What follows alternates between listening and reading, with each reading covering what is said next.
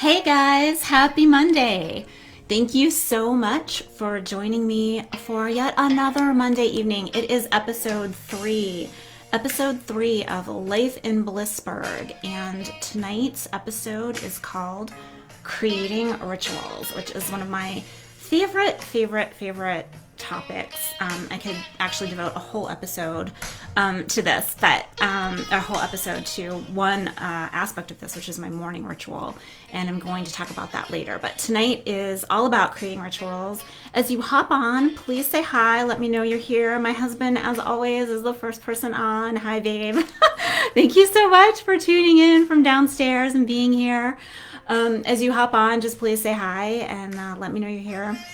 Maybe do a little bit of a check-in with how you're feeling tonight, how you've been feeling this past week. We are listening to a little bit of African blues music from an artist called Ali Farka Toure. Hi, Georgie.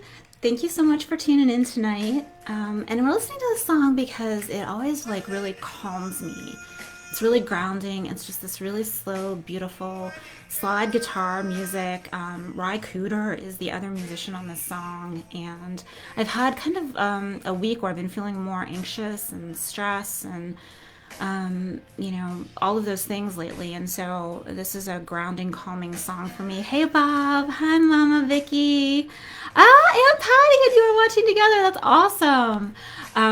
So my mother-in-law Vicky has her sister with us tonight. Scott's Aunt Patty is. So are you in Florida or is she in Pennsylvania? So I love it. I love that these lives can just bring us all together from all over different parts of the country and sometimes even from other countries to talk about wellness and our lives and things that we want to do to live happier, healthier lives. So as others of you are hopping on, please say hi. Let me know how you're doing. Let me know how you're feeling this week.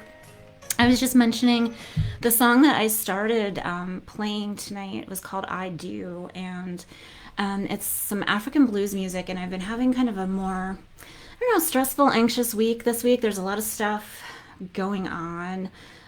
We have Mercury retrograde coming up this week. We have a solar eclipse. We have a lunar eclipse, and I think they're on the same day. And so a lot of crazy astrological stuff happening. And it always, say what you will about whether you believe it or not, but it does always kind of throw me off a little bit. So I wanted to start off with a calming, grounding song. So Aunt Patty is visiting you in Pennsylvania. That's awesome. Well, I'm glad she arrived safely, and it's so cool that you guys are watching together. Thank you both for being here tonight. So, as others of you guys are hopping on, please say hi. Let me know you're here. And if you feel comfortable, just maybe do a little check-in with how you're feeling tonight or how you've been feeling this past week. I was sharing that for me, it's been a little bit of a rough week since we came together last Monday. Just some of the things that are happening in the world, some of the things in the news, some of the things that are happening in the stars. So that's how I'm feeling. But I'm really grateful to be here with you all tonight to talk about creating rituals, which I can't wait to do because it's one of my favorite topics. And so I want to thank everybody who's tuning in tonight to talk about this really special subject with me. And also, before we get started and dive into the topic, I want to talk about the tip jar information that you see in the description of the episode. So for those of you who have been here before, you know that my husband and I both do live shows, live casts on Facebook on different days of the week, and that we take 10% of the proceeds of those shows and we contribute to a charity every week. And so this week's charity is First Book. And it's connected to another favorite ritual, which is giving a child their first book. And in particular, First Book works with educators and nonprofit programs across the country to provide books and educational resources for children who otherwise whose families couldn't otherwise afford them. So it's putting books in the hands of kids who need them most. And this week in particular, I'm contributing to their rural fund. I myself came from a small town in rural America, and I know the importance of having books and a love of reading my whole life. And I think that that habit, that love, that ritual of reading for me has contributed to a lot of my wellness and success and well being in my life. So that is tonight's beneficiary charity. If you feel so inclined, hey Trace, thank you so much for being here.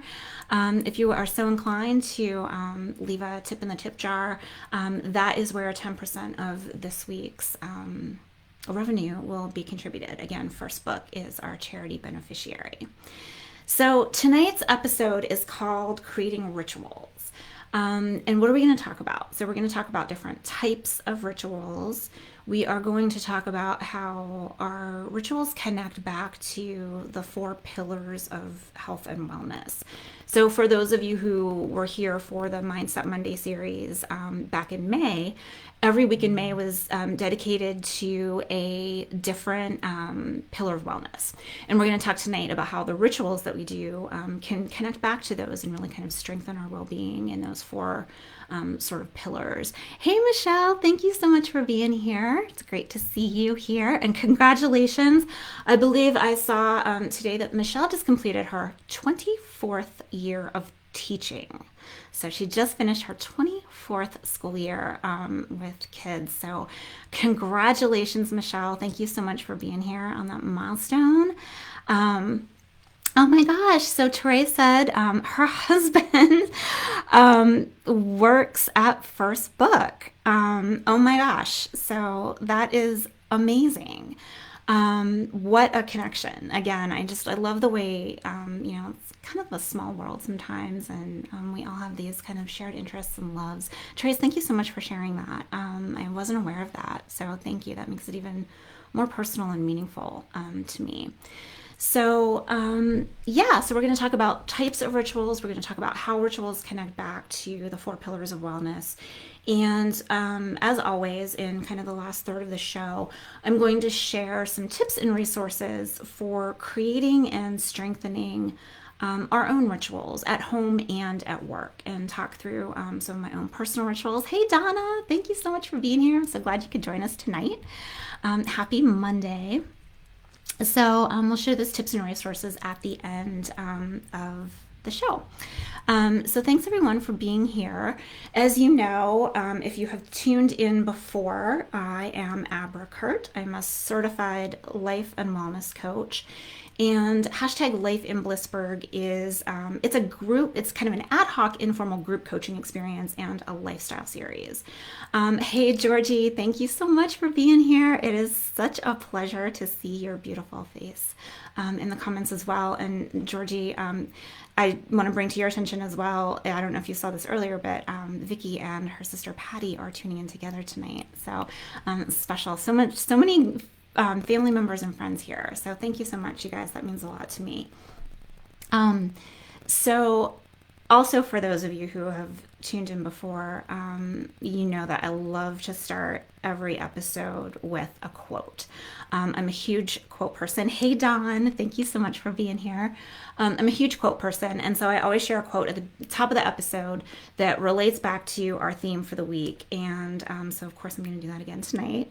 And the quote I want to share is by the philosopher. He was a philosopher, minister, writer. He was an abolitionist, Henry Ward Beecher, who was also the brother of the author Harriet Beecher Stowe. And the quote from Henry Ward Beecher that I want to share is, "The first hour of the morning is the rudder of the day. The first hour of the morning is the rudder of the day." And I wanted to share that one in particular because the ritual that we're probably going to spend the most time talking about when we get to the tips and resources part of the show is creating a morning ritual. And I'm going to talk about why I think that's so important and why that is my non-negotiable part of my day. No matter what time I have to get up, no matter where I have to be, I always make time to do my morning ritual. And so the quote the first hour of the morning is the rudder of the day is really resonant to me personally because it connects back to the ritual that I find most important and helpful for myself. But also because I think it really does. The morning, just whatever we do in that first hour of the day, the rudder steers the ship, and it kind of sets us up. It sets the tone for the day. So if we wake up, or if we're it's late, or we're frazzled, or whatever, that can set the tone. That can set a negative tone for the whole day. But if we wake up and give ourselves time for a morning ritual, which we'll talk about in a little while, it can change the tone of the day and set a whole different kind of positive tone. So that's the quote I want to start off with. And now I want to ask you guys, who has favorite rituals? So we're just going to dive in and we're going to start talking about types of rituals.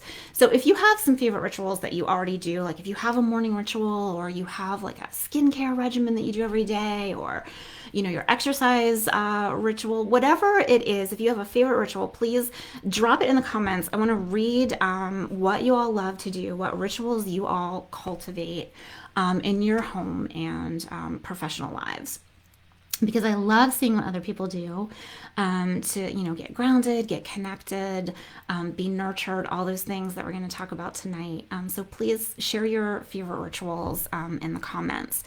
Scott says, going for a morning walk and stretching after. Yes, yes. And thanks to him, I've been stretching and going for morning walks a lot more frequently than I used to. So those movement rituals, super important.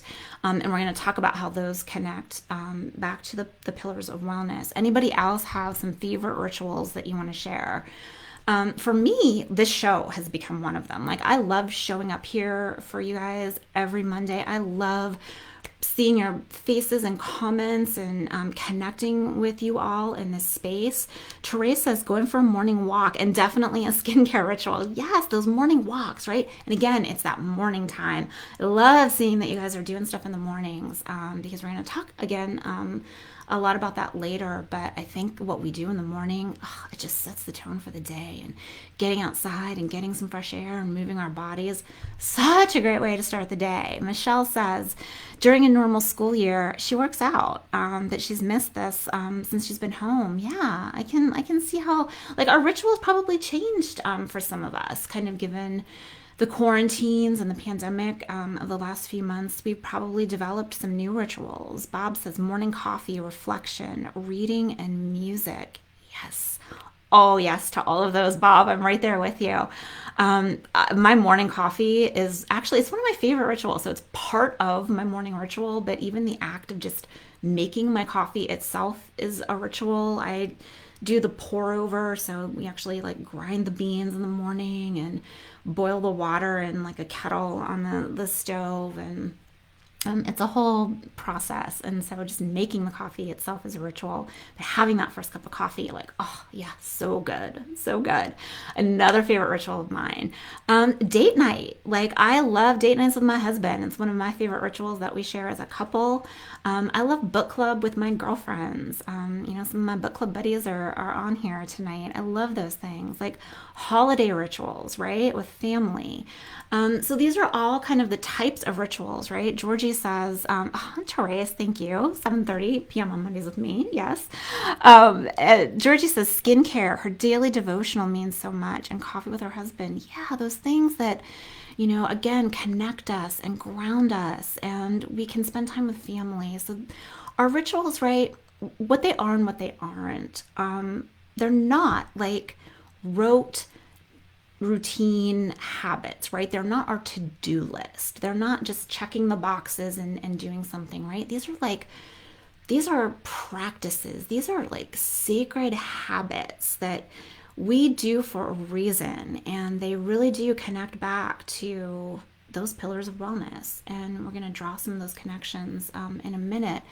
But again, like with everything that everybody has named here, the things that I've shared, there's so many different types of rituals, right? There's our daily rituals, like those morning walks, our morning coffee, our skincare regimens, their weekly rituals. Like, I don't know, maybe some of us get, massages or manicures when those businesses are open, or our weekly, yoga class, or, this obviously is a weekly ritual for us to come together in this space There could be monthly rituals. There are the seasonal ones, right? The seasonal rituals. Oh, don't even get me started. Autumn. Who here loves themselves some autumn rituals? Because I know for my husband and I, it's like we go to this place called Cox Farms every year. We get our pumpkins. We, walk around the farm all day. We get our, cider. So those seasonal things too, are really, we don't do them every day, but they're really special. And again, nurture our wellness in different ways. Georgia says 2 p.m. every day. She and her husband meet on the porch and have wine. Oh, that's beautiful, Georgia. I love that. Yes, those things that we do that connect us with our loved ones, that, it's our special time of day every day, right? That you have that standing date. I love that. So let's talk about that. So, how do our rituals connect back and kind of support the pillars of wellness? So, if you weren't here in May for the Mindset Monday series, each week we dedicated a week of talking about one of the four pillars of wellness. And we talked about mental wellness, emotional wellness, physical wellness, and spiritual wellness. And we can literally track back all of the rituals that we do, and they support our wellness, some of them in more than one category.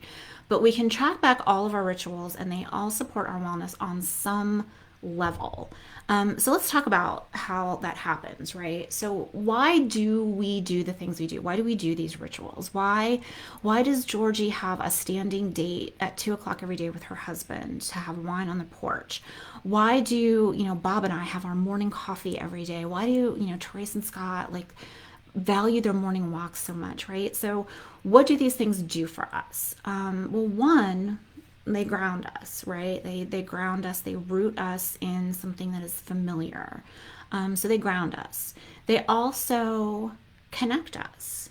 So our rituals connect us to family, to friends, to loved ones, to ourselves, right? And that's a really important thing to name, that many of these things do. If we do them, they don't have to be rituals that we do with others. They can be rituals that, like our self-care rituals that we practice for ourselves, and that they connect us more deeply to ourselves and our core. And they also nurture us, right? They nurture our physical health. They nurture our bodies. They nurture our spirit. And they also comfort us.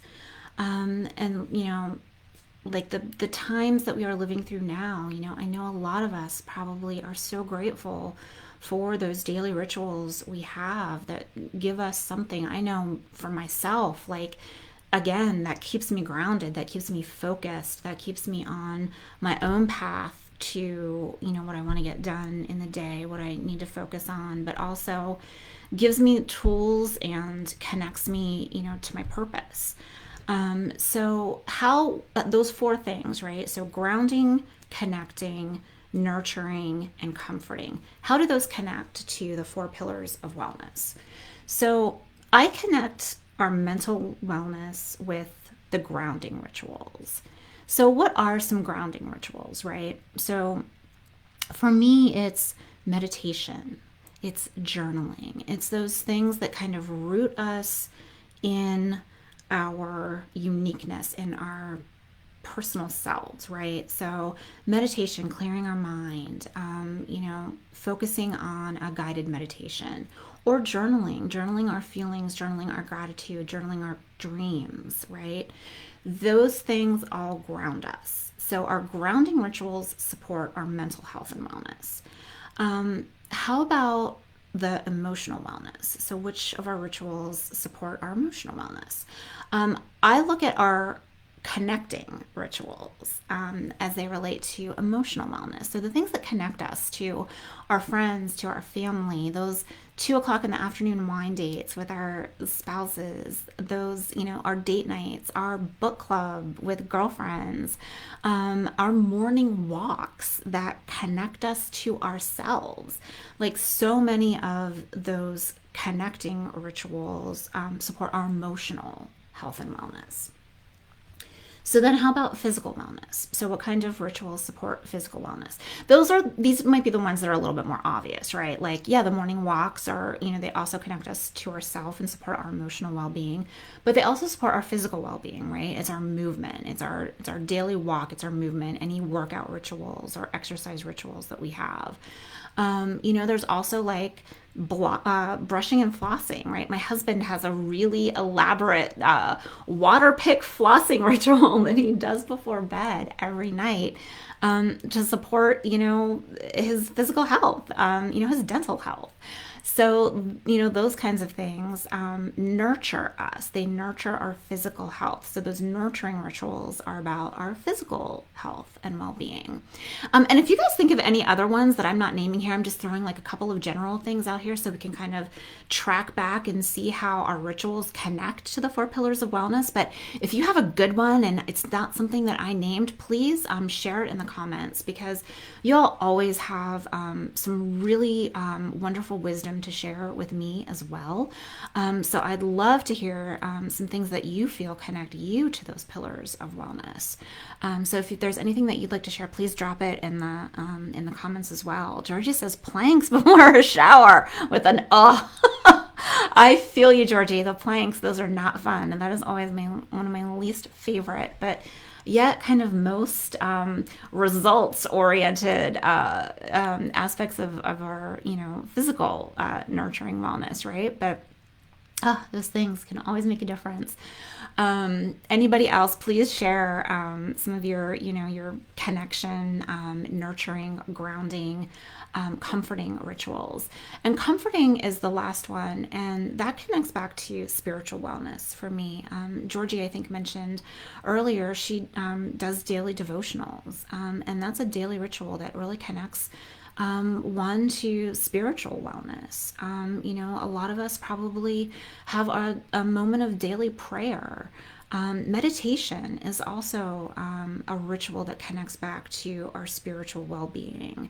Our giving back, the ways that we give back. For me, and my husband, through our live casts and giving 10% of everything that comes in through those tip jars, giving back to charity. That is a ritual for us. Like, I literally sit down and write a physical check every week to the charity that this money goes to, because it connects me more deeply to that sense of giving, to the purpose, to one of the reasons that we do these things.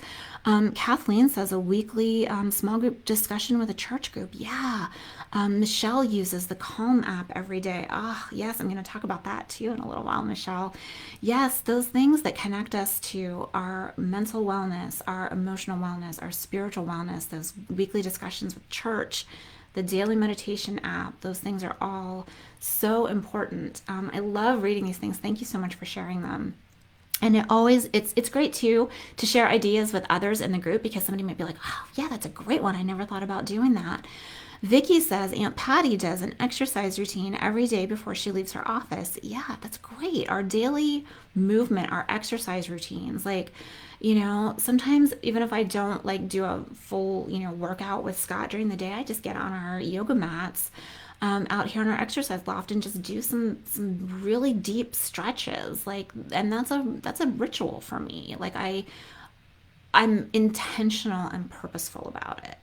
And so that's another aspect that I wanted to mention about really creating deeper connections to the rituals and those activities that we do. So you've heard me, for those of you who have tuned in before, for those of you who were here in May for Mindset Mondays, I have talked about these two words, I think, in every single episode, and those are intention and purpose. Donna says Scott's weekly concerts have become a ritual that she looks forward to. Me too, Donna. I love that 90 minutes every week because it's just so much fun, and it's such a great crowd, and everybody's always happy to be listening to great music, and they're super fun. Teresa's her too. Yeah. And that's another aspect that I want to touch on later too. So the way our senses play a role in some of our favorite rituals, and so sound and music. Bob also mentioned music at the beginning. So those kinds of rituals that have sensory experiences connected to them, right, are super powerful as well.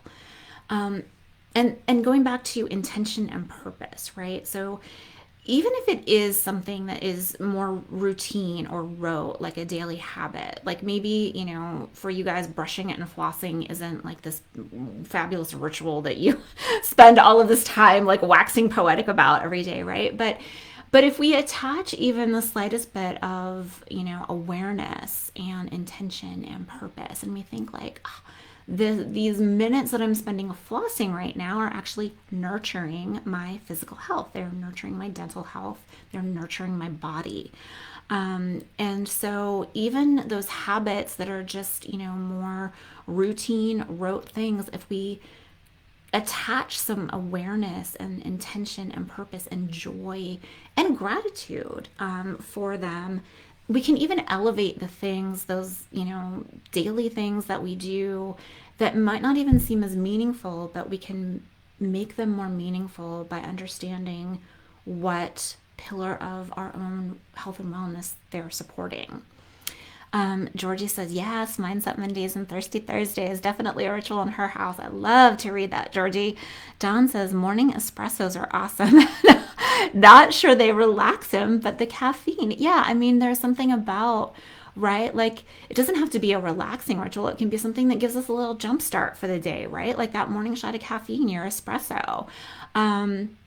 It doesn't have to just mellow us out. There are things that our rituals do that, support our well-being, our alertness, our awareness, all of those things in so many different ways. And so, yeah, me without my caffeine in the morning, not a pretty sight. So I totally feel you there, Dawn. Yes, it's a habit, it's a ritual, it's a need in a lot of ways, right?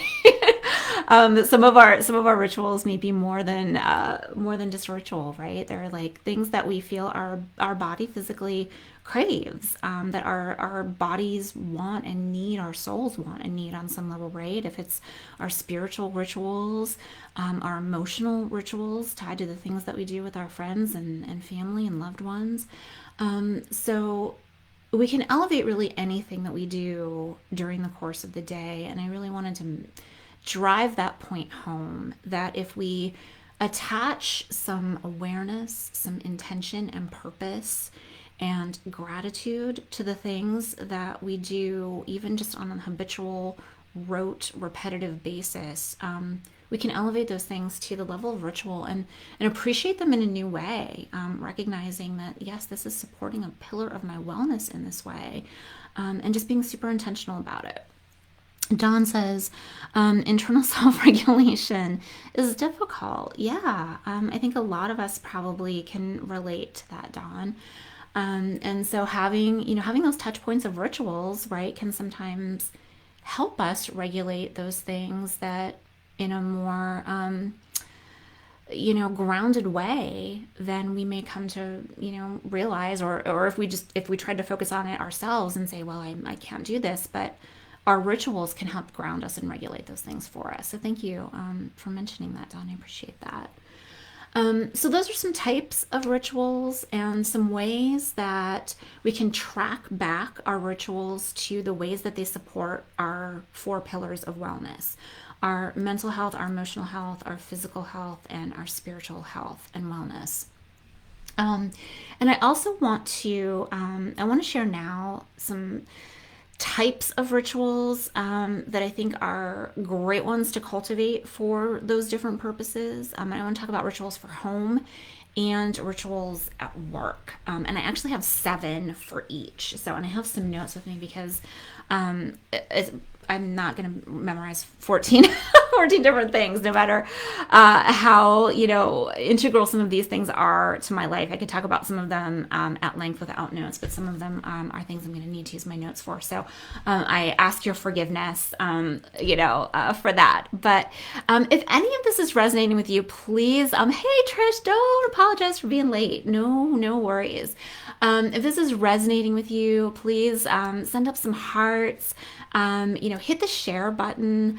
I think I've mentioned before, but I always get, some messages, some feedback, some comments after these episodes air every week, and people are like, "Oh, I didn't catch the live, but I caught the replay, and there was this piece that resonated with me here," and so sharing it helps other people see it, other people who might be able to benefit from this information that we're all sharing and discussing. Um, and I love also seeing those hearts and knowing that the things that we're talking about are resonating with you all who are here live as well. So please hit the heart button. Please hit the share button if this is resonating with you. I so appreciate it. And sharing this information, if it's helpful for you, sharing it with those in your circle will benefit them as well. So thank you so much for doing that.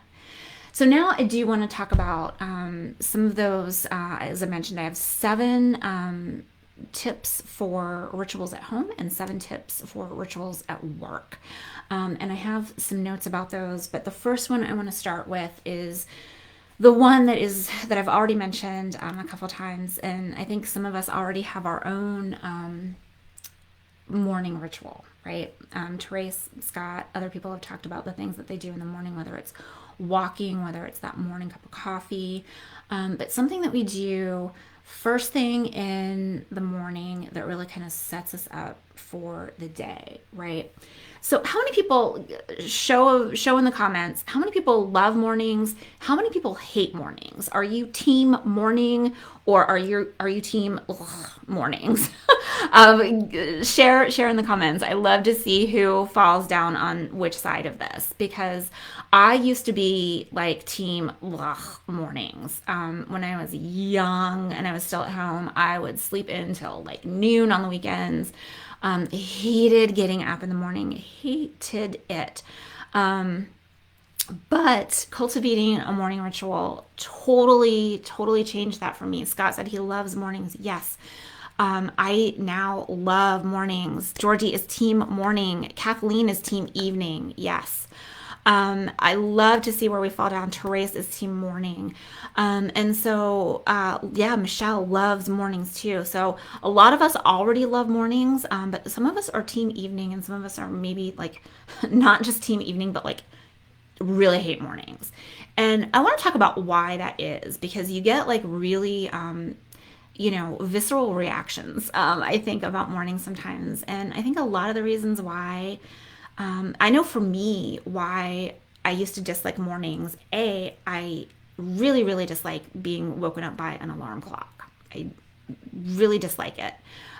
The word itself, like alarm, an alarm. Who wants to wake up to an alarm? Like alarms are supposed to warn us of things, right? So waking up with this clanging, whatever sound, first thing in the morning, hated that. And I would want to sleep as long as humanly possible. So I would set my alarm. Donna is team night owl. Yes. Bob, favorite time of the day. Vicky, evening for her, mid morning for Aunt Patty. Yeah. So we have like a good mix here. And I want to see if, we can turn everybody into morning people, in different ways. And it's all through a morning ritual. And I was sharing, like, I used to be like team anti mornings because I didn't like being woken up by an alarm. I don't even like the word alarm. And I would inevitably, when I was working in corporate America or those, jobs that you have to commute to, I would want to sleep as long as possible. So I would, play this game of like, what is the absolute last minute that I can wake up in the morning and still do all the things I need to do, which were, shower, hair, makeup, dress, have cup coffee, because coffee was non-negotiable, but half the time I would be doing that like at the vanity while I was getting ready.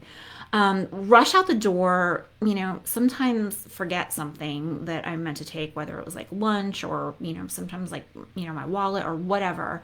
But we wake up to an alarm, we rush through our mornings, we rush out the door. And I think that's why so many of us are disconnected from mornings. But I think on the flip side of that, like I know when a lot of us, like I would love mornings when I would go on vacation. I think about, when Scott and I would go, to the beach, or we would take those morning walks along the beach and watch the sunrise at the beach. Those were things that first made me kind of appreciate morning, and it made me start to recognize the importance of like a morning ritual in some way. And I started cultivating a morning ritual for myself. And so, how many of the team morning people have like a morning ritual, and that's why you love mornings? Like it's your coffee. Maybe you sit down, you have your coffee outside, or you have your coffee in a special place in your house. Maybe that's when you read your daily devotionals. Maybe you journal. How many of our team morning people have a morning ritual that you already do and love? Oh, Trish says listening to music and cold latte coffee. Yes, so many of us have our coffee rituals, right? Again, it's connected to our sensory experiences, right? Like I love the taste of coffee, and I'm a purist when it comes to my coffee. I'm like team black coffee also. So no milk, no sugar, none of the sweeteners or flavorings. I'm just like strong black coffee. And I love that first thing in the morning. Scott says the ritual sets him up for success, hopefully for the day. Yeah, absolutely. That I think is one of the greatest benefits of having a morning ritual. And so for me, it changed my viewpoint of mornings completely. I went from hating mornings to loving mornings. And even when I still had days where I had to be somewhere in DC super early in the morning, or catch a train when I was traveling for work a lot, train like 6 a.m. trains to New York, so you have to be at Union Station at an ungodly hour, I would still set my alarm so that I could wake up that extra 30 to 45 minutes earlier even than I had to, just so I could have my morning ritual time. And even though I was getting up at this ridiculous hour, having that time to just get grounded and centered and have some time for me made it seem not as bad. And so that's one of the benefits of a morning ritual for me. Michelle says since she's been home, she takes the pups outside, has her coffee, takes them for a walk before doing anything else. Yes, I love those rituals that are like multi-pronged, right? And so mine is too, Michelle. It starts with, waking up. The first thing we have to do in our house is feed the kitties, because if we don't, there will be no peace and you won't be able to do any of the rest of your morning ritual things. So, fresh food and water for the kitties. And then I jump right into making coffee. And sometimes if Scott is up before me, and he hears me get up, or if we get up together, he'll start the coffee for me. And so one of the things there, the sensory experiences, right? So our coffee grinder is loud, and you can hear it grinding the beans in the morning, and that's a sound I just associate with like the start of my day is the sound of the coffee grinder. The sound of the kitties meowing for breakfast. Trish says she loves the sunrise, even going for a walk with her fur babies. Yes, absolutely. So these things that we can appreciate about mornings, the things that if we can carve out time for ourselves, that really, again, as Scott mentioned, that set us up for success for the day. So I want to offer two strategies for that. And for me, it started with getting up earlier. And I know for some of us, that may seem like the last thing we want to do is have to get up earlier than maybe we already do. But for me, and I can say it was so worth it to have that extra time that I could use to take control of my day. Because one of the things that I didn't like before I had a morning ritual was the fact that I didn't feel in control of my own mornings. I was, rushing out the door to get to a job. I was rushing out the door to catch a train. I was, rushing, doing all the things. And it was always at the mercy of someone else's time clock, right? But if I backed it up and I gave myself an extra 30 or 45 minutes in the morning, I started in control of my day. I did what I wanted to do first. And that helped me appreciate and come to love mornings so much more. So I'll share my morning ritual with you guys. Again, it starts out with feeding our kitties. I make my coffee, and as I mentioned earlier, the actual making of the coffee itself is a ritual for me. The grinding the beans, the putting the filter in the little glass Chemex thing, and boiling the water. Well, we don't boil the water, but bringing it to temp. There's like a temperature gauge on it that tells you the optimum temperature, right? So again, it's like that ritual of going through the steps of making my coffee. And I think I've mentioned here before, we're also old school newspaper subscribers here. So we actually walk out, of our garage and pick up the newspaper from the driveway every day. And I sit with my morning coffee and usually a fur baby or two hanging around, and read the morning paper. And that is how I start my day. That is my grounding morning ritual every single day.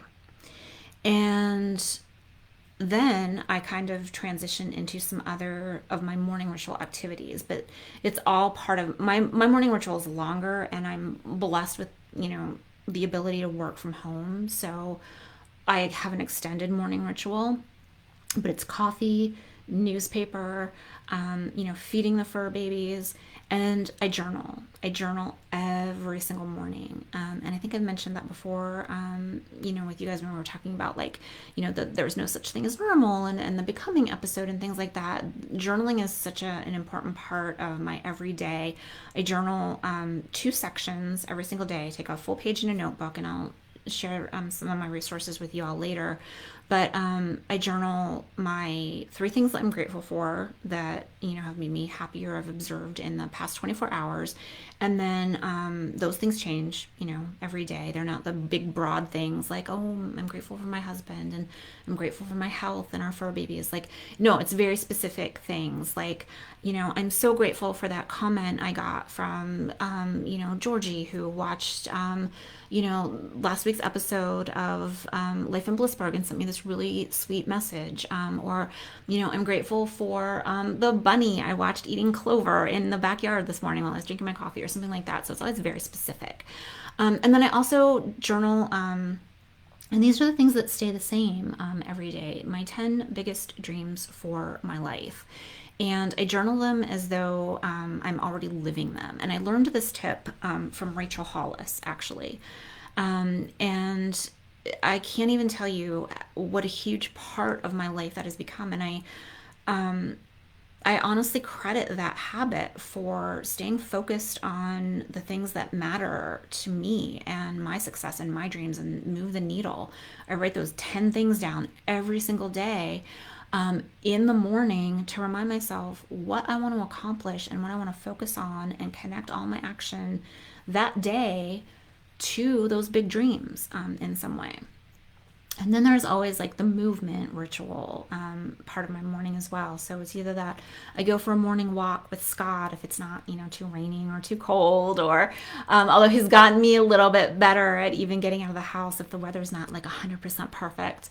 But now we're transitioning into that, like it's, 90 degrees at 7 a.m. and, 95% humidity here in the greater DC area. So most of my morning movement has been happening indoors, but there's still, there's stretching, there's, our machines that we have here in the house. And so yoga, some kind of movement every day as well.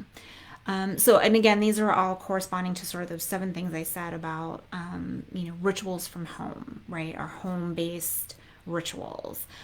So that morning ritual, whatever the morning ritual looks like. For me, it's coffee, newspaper, feeding the babies, a journaling ritual. I recommend that to all of my private practice clients. It's something that I do every day. But journaling on some level that connects you to kind of your purpose, I think is really helpful. A movement ritual, whether it's stretching, walking, cardio workout, something that, moves your body every day. A 4th one for me is meditation. I know Michelle mentioned earlier, she does the Daily Calm app every day. So do I. And I love, and for those of you who also do the Daily Calm app, it's, sometimes you'll hear kind of the themes repeated, but there's always a kind of different theme, like in the ways that we have, different themes here every week.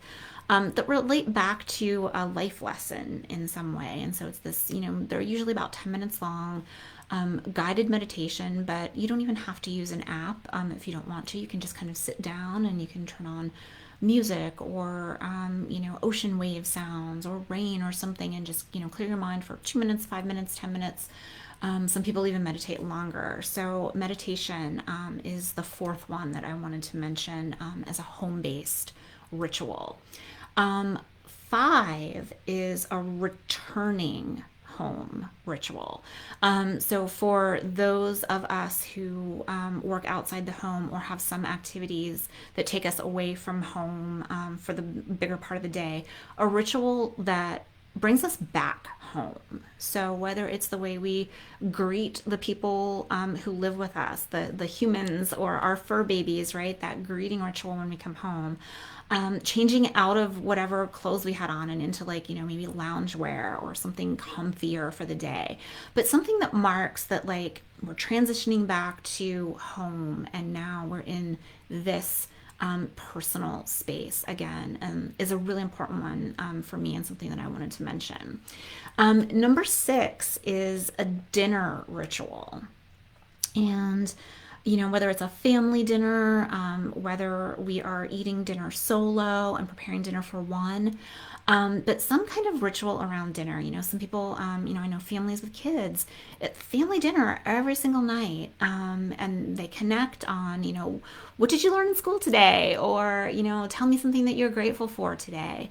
My husband and I, every single night that he is home, and we've been so, blessed to have him home during the pandemic, but when there aren't quarantines happening and he's playing shows, we have our dinner rituals together every single night that he's home. We will either cook, or even if we take out, we have dinner together, and it's a really important way for us to connect and kind of share some things about our days.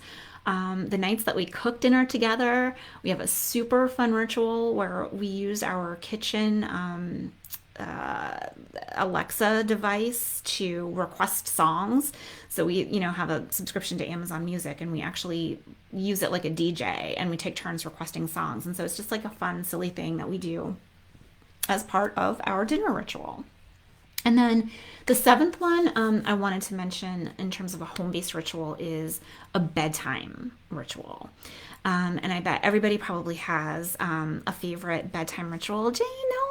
I'm just glad you're here. No need to be sorry. I'm so glad you're here, and thank you for checking in and letting me know that you're here. So yeah, the seventh and last home-based ritual I wanted to mention is a bedtime ritual.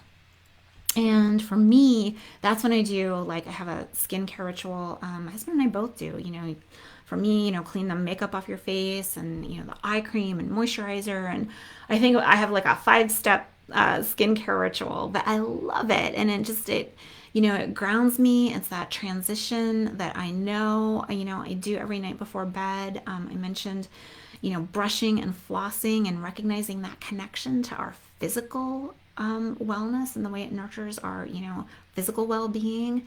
For those of us with, littles in the house, there's a bedtime stories ritual. I know when I was a kid, that was a favorite ritual of mine. I would make my mom read, multiple books to me, which cultivated that love of reading for me. But even for those of us who don't have children that we read to, maybe just reading for ourselves, reading for pleasure at night, before we go to bed. I know that's something I do. It's typically the only time I read is at night, when I settle in. I grab my book and I read at night. So, bedtime rituals, those things that we do to, unwind and get ready for sleep. It is the last ritual connected to home that I want to mention. So as we do all of these things at home, just again, the reminders of the intention and purpose and thinking about the ways that they connect back to our 4 pillars of health and wellness. So, our mental health, emotional health, physical health, and spiritual health, whether it's our morning ritual journaling, or it's our walking for physical health, or it's our family dinners for our emotional wellness, or our daily devotions or prayers for spiritual wellness. If we really become more aware of the purpose and intention behind the things that we do, it kind of elevates them even more. So just wanted to repeat that and drive that home. So now I want to talk about 7 rituals for work that I think can strengthen our purpose and connection to our work. And the first one I want to start with is, I think probably it's more the norm than not that people work outside of the home. Oh, another ritual for me. I always I love glassware. And for those of you who know me, I love like anything with gold foil on it. So this is my self-care glass with gold foil self-care printed on it. But that's always another ritual for me. Is choosing whatever glass I'm going to drink my wine, or tonight it's water, but whatever I'm drinking out of, it always has some kind of special significance for me. So that's just another ritual. Selecting my glassware. Michelle says skincare, brushing and flossing, cuddles with the puppies, and when she can't sleep, the Calm app at bedtime. Yeah, the bedtime stories. Scott and I both meditate also before bed to just kind of shut off the day a little bit, do some kind of transition, before sleep and before bed. Those things, again, they're grounding, they're emotionally connecting, they are nurturing physically for us as well, maybe spiritually on some level. So some work rituals. For those of us who work outside the home and have a commute, a ritual around maximizing that daily commute. So when I had to drive into DC, I would listen to podcasts in the car. I would listen to, whether it would be something that I could use that taught me something about business, whether it was like Amy Porterfield's marketing podcast, or Rachel Hollis's personal growth podcast, or, something like that. But I was always listening to podcasts on the way to work and kind of maximizing that time.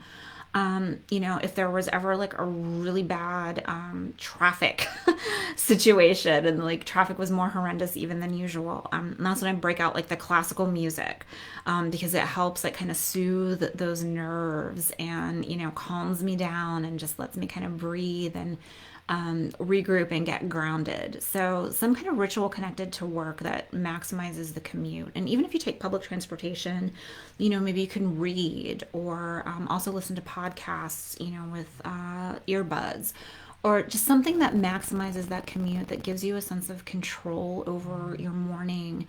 That morning ritual also can kind of connect back and be a part of that. But maximizing the commute for grounding and peace. A workday startup ritual.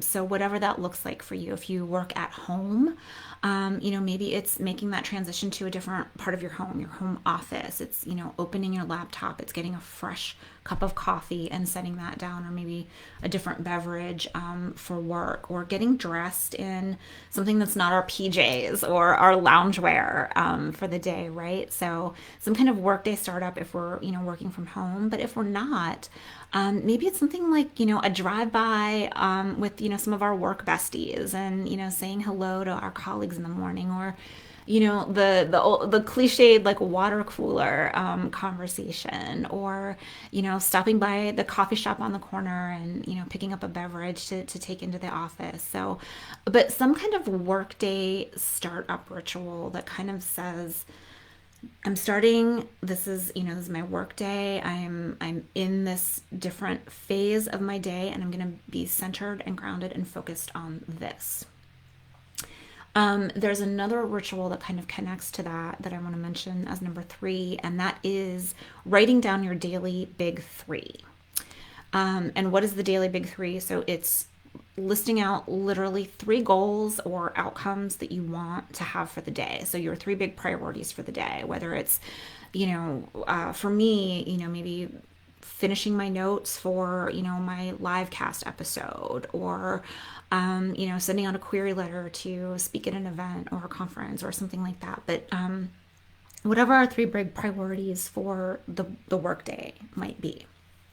Uh, Habit number 4, ritual number 4 for the workday, single tasking.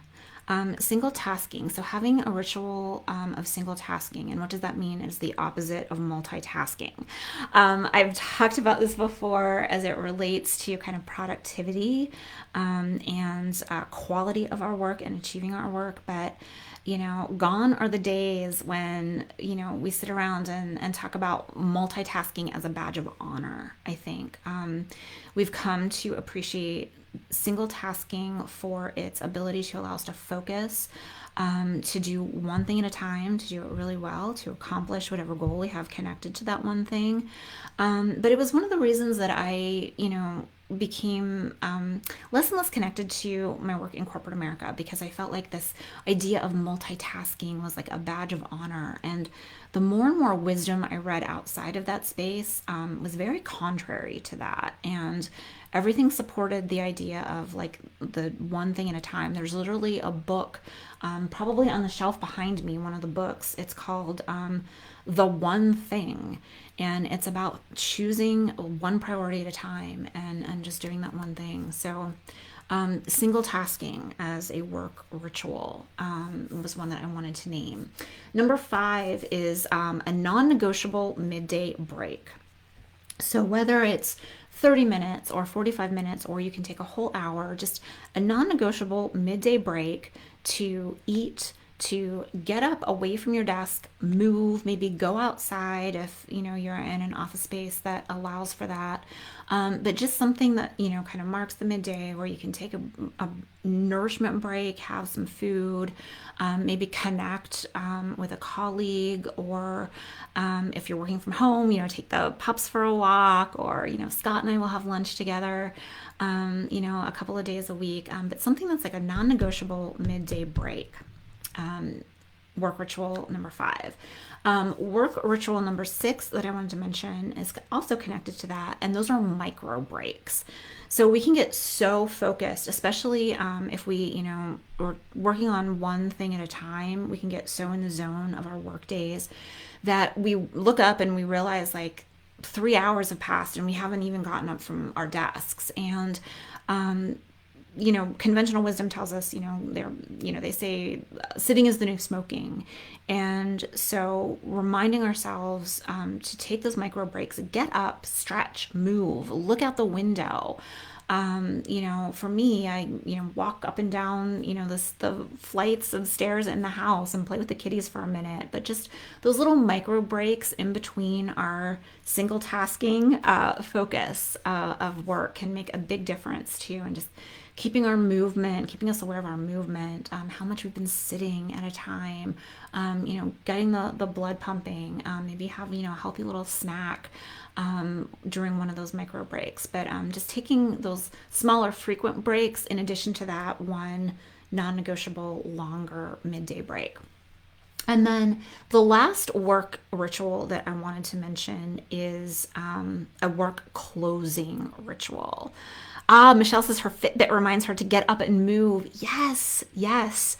I will never forget the first time Scott and I were late adopters with the Fitbit and Apple Watch phenomenon and all of those things. And I remember he came home from a co-write one day, and this was like years and years ago. And had said like, oh yeah, the guy he was co-writing with had, I don't know if it was a Fitbit, if they were out yet or whatever it was, but something that would literally go off every hour, and he would get up during their co-write and just like move his legs around and like walk in place and lift his knees up.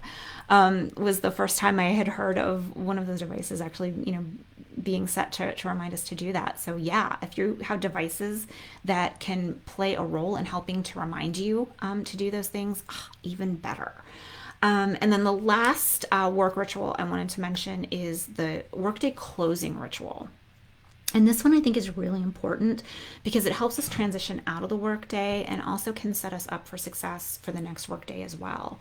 And something that I recommend that we all do is we schedule a meeting with ourselves every day, every workday, for the last like 20 to 30 minutes of the day. So schedule back 20 to 30 minutes before you would typically, leave your office or, close up shop at home or whatever that looks like for you for the day. But schedule a meeting with yourself and just take that last chunk of time for the day to do two things.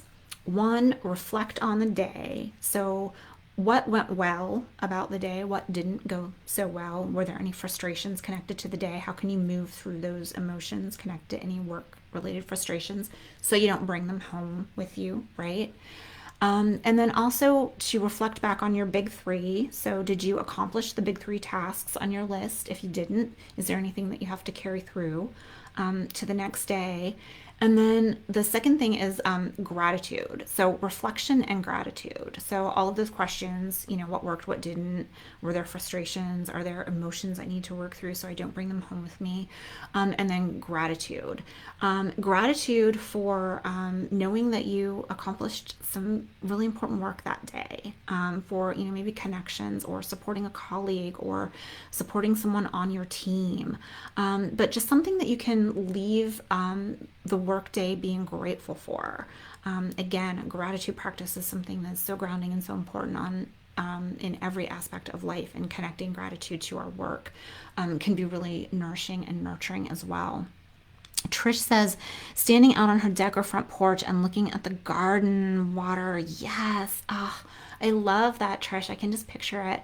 I love water too, water sounds, being able to look at water. I tell Scott all the time, my dream house has like a lake or a pond or the ocean behind it. So someday, right? Someday.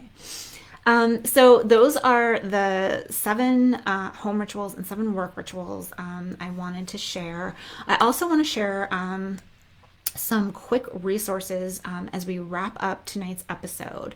So I always share some mixed media resources that always include like some books, some technology resources, and I want to go through those really quickly as well. So I have 2 books I want to share tonight. One is called Good Mornings by Linnea Dunn. And this is a beautiful book about creating morning rituals, which is something I recommend for all of us. And you'll see in this book that it's not just, it's something that you don't have to read cover to cover. Like you can literally flip through any of it and there's just like different tips all the way through it. But there's these beautiful like photos, there's some recipes, and just beautiful photos as well. So not only is it like a really helpful book for creating morning rituals, it's just really beautiful and so grounding. So Good Mornings by Linnea Dunn is one of the resources I want to recommend for the week. And then also the book, The Art of Gathering by Priya Parker. And this one is connected to how we meet and why it matters. So our rituals of gathering, our rituals of getting together, whether they are meetings at work or our monthly book club meetings or holiday dinners with family, all the reasons that you can think of that you get together in groups. This book is a great resource. It talks about how to do those things with more intention and purpose, and kind of execute our gatherings, more effectively, more efficiently, having some real purpose and outcomes connected to them, like knowing why we're gathering, knowing what we want to get out of it. So love this book and recommend it for that as well. And then 2 apps I want to recommend. One that we've already talked about quite a bit, the Daily Calm app for meditation.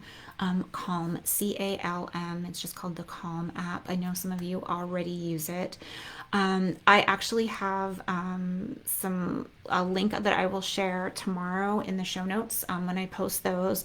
But I have 5 trial subscriptions to give away. So I have 5 free 30-day memberships that come with my subscription to Calm, so I can share those with anyone who wants to claim them and get 30 days free of the full app. So there are things that you can get for free with it, but some of the features require subscription, and I have a 30-day trial for anyone who's interested. I'll share that link tomorrow. The second app I want to mention is the Cozy app. That can really help us kind of get on top of our schedules. We can use it to schedule things like if we don't have a Fitbit or an Apple Watch that tells us when to get up and move. We can schedule things like our micro breaks. We can set a reminder for our midday, non-negotiable midday break. We can schedule our self-care, and it also allows you to coordinate with family. So I love it because Scott and I both use it, and we coordinate both of our calendars in it. And it, it's not a fail-safe. There can be things that will still fall through the cracks every now and then, but it helps us stay on the same page when we can just open up the app and know kind of what each other's schedule looks like for the week or the day or whatever. Yes, Trish says someday it will be the ocean. Oh, yes, yes. For me too, Trish. Something with water, preferably something with beautiful waves crashing in the background. So those two books, those two apps, the Calm app and the Cozy app. I also recommend a paper planner. Again, I use a pink and gold foil one because all the bright, shiny gold things make me very, very happy. I use Day Designer. I've tried a bunch of different planners. I love Day Designer because it's an annual planner. So it has like all the tabs for the whole year. And it has like a one page, it has the monthly layouts, and then it has one page per day. And it literally has a space here for your top 3 things. So when I talk about the big 3, there's a space for that. There are the hour blocks to write appointments in for the day. And then other things like if you have bills due or what, if you want to pencil in what you want for dinner.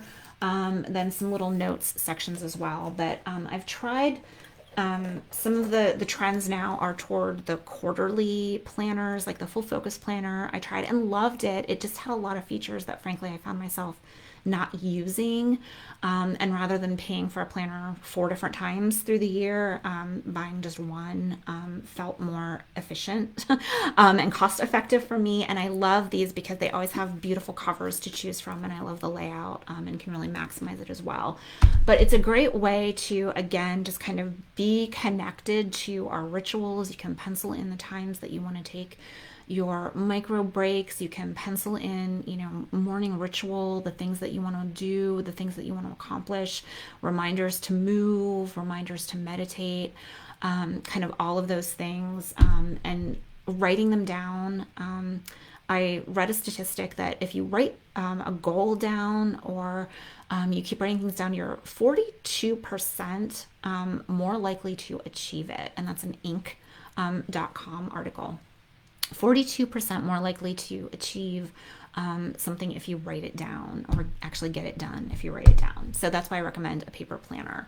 And then also for journaling, just a plain old notebook. And I think I've shared this before, but I literally I use a notebook, lined paper as my journal. It doesn't have to be anything super expensive or fancy.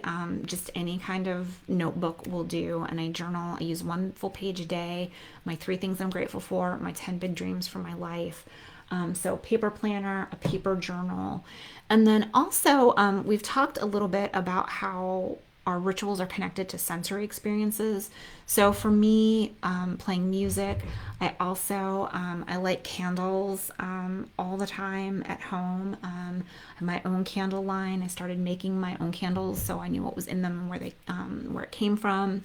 But anything connected to a sensory experience can also kind of heighten the activity around our rituals and allow us to enjoy them more. So whether they're connected to music or taste, like our morning coffee or our afternoon wine or whatever that may be, the scent of scented candles, things connected to sensory experiences can also heighten and boost the benefits of our rituals.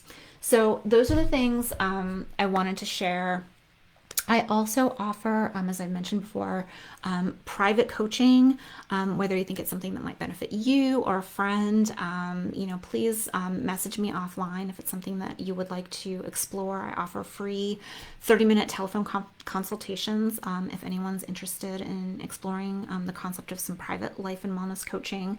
I also have a weekly newsletter called the Bliss List that is themed as well, that kind of falls along in line with the things that we talk about here. But there are always some nuggets just for subscribers. So if you're not yet a subscriber, my Life in Blissburg link is in the description of the show. So please head on over to the website and subscribe to the newsletter.